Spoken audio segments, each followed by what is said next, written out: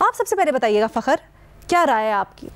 علینا بالکل دیکھیں، پہلی بات تو یہ ہے کہ کیا یہ ترمیم آنی بھی چاہیے یا نہیں آنی چاہیے. میرا خیال ہے کہ یہ پارلیمنٹ کا حق ہے، وہ کسی بھی قسم کی ترمیم چاہے وہ آئین میں ہو، اگر ان کے پاس مطلوبہ نمبرز ہیں یا میجورٹی ہے تو وہ لانے کا ان کو کوئی نہیں روک سکتا، نہ کوئی عدلیہ نہ کوئی اس حوالے سے کوئی دوسرا ادارہ. اور جہاں تک دوسری بات کہ یہ ایکسٹینشن کے حوالے سے جو مولانا صاحب بھی کہہ رہے ہیں کہ وہ ایکسٹینشن نہیں ہونی چاہیے اور ہم اس کے حق میں نہیں ہیں، جو انہوں نے اپنی پارٹی کو روکا ہے، میرا خیال ہے کہ یہ تمام جو سیاسی جماعتیں ہوتی ہیں یہ وقت سے پہلے کبھی بھی اپنے جو کارڈز ہیں وہ شو نہیں کراتے. میں اگر آپ کو ایک ایگزامپل دوں کہ جب یہ حکومت بنانی تھی اس ٹائم بلاول بھٹو زرداری صاحب نے اعلان کیا تھا کہ ہم اس کے ساتھ اتحادی حکومت نہیں بنائیں گے مسلم لیگ نون کے ساتھ، لیکن آدھے ہی گھنٹے کے بعد ہم نے دیکھا کہ زرداری صاحب، شہباز شریف صاحب سارے ایک صف میں بیٹھ کے جو ہے انہوں نے اعلان کیا اور یہ کہ ہم حکومت بنا رہے ہیں. تو یہ جو سیاستدان ہوتے ہیں یہ ہمیشہ اس طرح کے جو پبلکلی کچھ کہتے ہیں اور جو اندرون خانہ ہے یہ کچھ کرتے ہیں. جب یہ وقت آئے گا یہ کوئی آئینی ترمیم کے حوالے سے ہوگا تو میں سمجھتا ہوں کہ یہ تمام جماعتیں جو ابھی انکار کر رہی ہیں. تو آپ کو لگتا ہے کہ مولانا کے انکار کو with a pinch of salt لینا چاہیے، ابھی وہ انکار کو حتمی انکار نہ سمجھے، رائٹ؟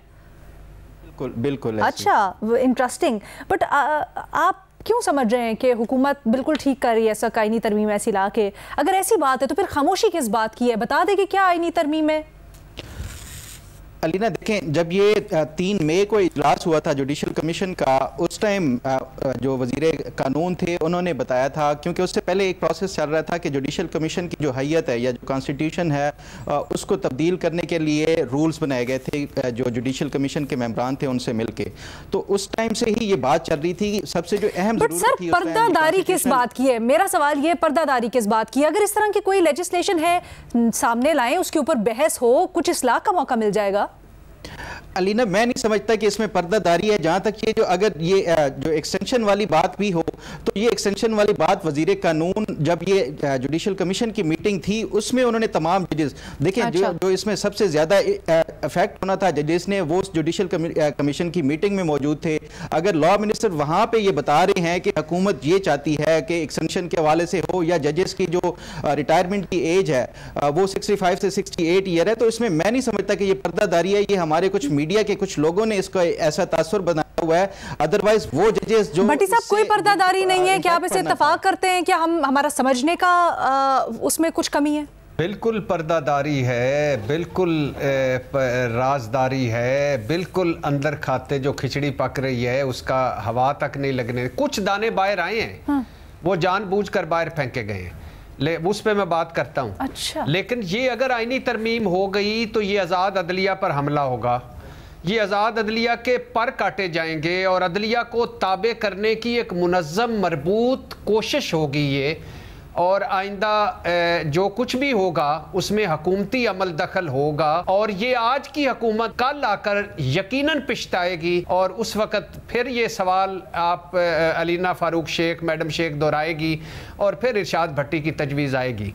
لیکن میڈم شیخ سب سے پہلے مولانا صاحب کی بات کر لیتے ہیں. مولانا صاحب کے بارے میں بی بی سی نے ایک بڑی دلچسپ رپورٹ دی تھی. انہوں نے کہا تھا کہ مولانا صاحب پاکستان کے وہ واحد سیاستدان ہیں جو بیک وقت 5 بالوں کو ہوا میں اچھال سکتے ہیں. وہ آپ نے کبھی دیکھا ہوگا نا، وہ جو بیک وقت ہوا سرکس میں جیسے ہوتا ہے وہ. جی. اور مولانا صاحب زمینی حقائق سے جڑے سیاستدان ہیں، بھاؤ تاؤ کے نیوٹن ہیں، کچھ بھی کہیں بھی کچھ کر جاتے ہیں. اور مطلب کہ زیادہ لمبا نہیں جاتا کیونکہ سوال دوسرا ہے کہ عمران خان یہودی ایجنٹ، یار یہ تو میرا سیاسی بیان تھا، مجھے آ کے سمجھاتے ہی. عورت کی حکمرانی ناقابل قبول، بے نظیر بھٹو کے ساتھ قابل قبول. پرویز مشرف صاحب سے ایل ایف او کیا، امریکہ سے کہا 12.5 تک سجنا. اور نون لیگ پیپلز پارٹی دونوں کرپٹ جماعتیں، دونوں کے اتحادی اور دونوں کی کشمیر کمیٹیوں کے چیئرمین. اور ان کے پاس ایک اعزاز بھی ہے، شاید اعزاز کے پاس کوئی اس کے اور بھی بندہ ہو، لیکن منسٹر کالونی کے بنگلے میں لمبا مسلسل رہنے کا اعزاز یہ بھی ان کے پاس ہے.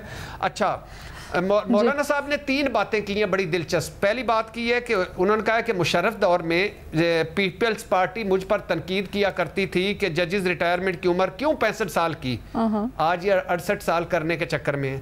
دوسرا، پارلیمنٹ کے اندر سے جیسے ارکان پارلیمنٹ کو پکڑا گیا، اس پر کم از کم 3 دن ایوان بندی کر دیتے. اور تیسرا جو اس سے ریلیونٹ کویسچن ہے اور جو آپ کا بھی کہ اداروں کے سربراہوں کو ایکسٹینشن کی فکر ہے, اپنے اداروں کی فکر نہیں. اگر آرمی, بیوروکریسی, عدلیہ میں ایکسٹینشن ہے تو پھر ہم بھی یہ کہنے میں حق بجانب ہیں کہ پارلیمنٹ کو بھی 5 سال کی ایکسٹینشن دے دے. میڈم شیخ, اگر یہ نمبر گیم کا پلس رات عبور ہو گیا, یعنی یہ جو سینٹ اور قومی اسمبلی, ٹھیک ہے, تو جو یہ چاہ رہے ہیں, جو یہ سنا جا رہا ہے, ایک الگ آئینی عدالت, سپریم کورٹ ججز ریٹائرمنٹ کی عمر بڑھانا, چیف جسٹس کی مدت فکس کرنا, اور چیف جسٹس آئندہ سینیارٹی بنیادوں پر نہیں ٹاپ 5 یا ٹاپ 3 میں سے وزیر اعظم کا لگانا, سپریم جوڈیشل کونسل اور پارلیمنٹ کی جوڈیشل کمیٹی کا مکس کر دینا, ججز تقرری کا طریقہ کار تبدیل, اور یہ ذہنوں میں رہے کہ 2-3 ان کے پاس ایسی چیزیں ہیں جو آخری لمحوں میں ڈالی جا سکتی ہیں اور نکالی جا سکتی ہیں. اس کی پردہ داری ہے اور یہ بڑا ایک منظم کوشش ہے. آپ کے خیال میں وہ کیا ہے؟ میرے خیال میں ایک تو ایکسٹینشن ہے فائز عیسیٰ قاضی صاحب کی, اور دوسری کوشش ہے کہ اگر منصور علی شاہ صاحب بن بھی جائیں تو منیب اختر صاحب چیف جسٹس نہ بن پائیں. یہ سنا اور اڑتی افواہیں ہیں, لنگر گپ پہ اللہ بہتر جانتا. ٹھیک ہے. بھٹی صاحب, کیا نمبر پورا ہو جائے گا؟ اس سے متعلق آپ کی اپنی پریڈکشن کیا ہے؟ میڈم شیخ 4 ہو گئے دوبارہ گنتی میں, غالباً 5واں ہو گیا یہ کل ضمنی میں. سینٹ میں 2-3 اور 2-3 ہیں. مولانا صاحب بڑے امپورٹنٹ ہو گئے ہیں, اب دیکھتے ہیں وہ آخری لمحوں میں کیا کرتے ہیں. آپ کے دوست واڈا صاحب کہتے ہیں مولانا آ رہا ہے, آپ کی کیا پریڈکشن ہے؟ تو بس پھر پیچھے سے امام دے.